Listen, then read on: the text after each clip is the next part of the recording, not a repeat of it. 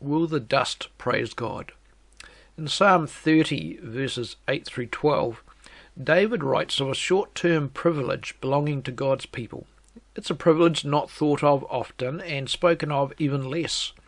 A privilege that once past will never occur again. I speak of the privilege of praising God while in this sin-cursed world. David writes, "To you, O Lord, I cry, and to the Lord I plead for mercy. What profit is there in my death, if I go down to the pit? Will the dust praise you? Will it tell of your faithfulness? Hear, O Lord, and be merciful to me. O Lord, be my helper. You have turned for me my mourning into dancing. You have loosed my sackcloth and clothed me with gladness, that my glory may sing of your praise and not be silent. O Lord my God, I will give thanks to you forever." David, who had lived through the extremities of life, he knew personal failure, poverty, fame, and wealth. He knew what it was like to be hated and loved. He had experienced the pain of betrayal by those who had promised faithfulness. He knew the deep anxieties of suffering the loss of those people and things most precious to him, just as he also knew the sweetness of receiving wonderful things in life. And he knew the loving comfort of truly loyal and compassionate friends. Yet, through all of life's diversities, David recognized the uniqueness that each of life's circumstances provide for us to praise God. As David considered the infinite goodness of God compared to the sour complexities of his own life, he concluded that the Lord is worthy of his affection. Here, David respectfully debates the virtues of God, mercifully providing him with the capacity and desire to speak well of God through all of life.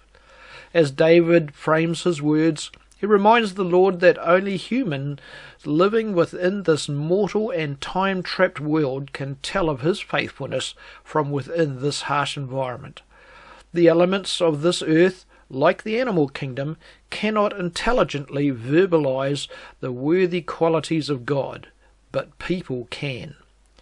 Only during this chapter of our lives on earth do we have the possibility and capacity to call out for God's mercy to change us, to transform us into gratefully outspoken recipients of God's goodness. Therefore, like David, we need Yahweh to be our helper in this matter. Far too many go through life incessantly complaining, trapped by ingratitude, unforgiveness, and bitterness. While investing considerable energy to grumbling, they fail to remember and speak of the kindnesses, the provisions, and the hope provided by God through his Son, Jesus Christ. While demanding more and more of this life, such people blind themselves to the many answered prayers and expressions of divine grace in their lives. As David acknowledged, it was the Lord who had loosed my sackcloth and clothed me with gladness. It is to God's glory and David's merit that he not only recognized the purpose for this, but he shared it with others. The purpose of transformed lives by God is for those transformed to sing your praise and not be silent. O Lord my God, I will give you thanks forever. The Apostle Paul emphasized this to the Ephesian church. Believers in Jesus Christ are to the praise of his glorious grace, Ephesians 1 verse 6. This is God's purposeful will for our lives as Christians.